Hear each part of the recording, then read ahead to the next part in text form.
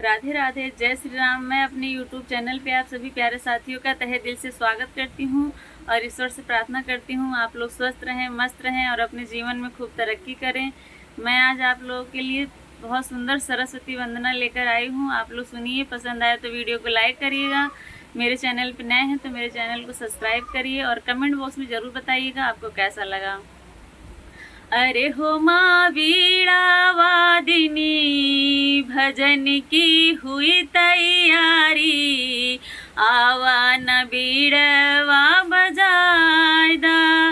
अरे हो माँ वीणा वादिनी, भजन की हुई तैयारी, आवा न बीड़वा बजाय दा।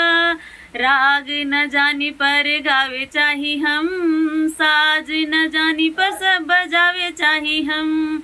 राग न जानी पर गावे चाही हम, साज न जानी पर बजावे चाही हम।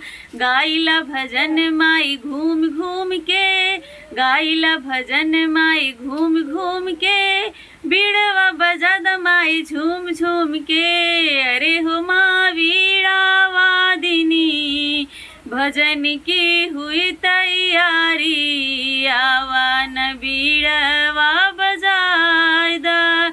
माई हऊ लड़िका पे ध्यान दे दा, मांगा तनी तनी कस ज्ञान दे दा। माई हऊ लड़िका पे ध्यान दे दा, मांगा तनी तनी कस ज्ञान दे दा। अरे हो माँ वीणा वादिनी, भजन की हुई तैयारी, आवा न बीड़वा बजाय दा।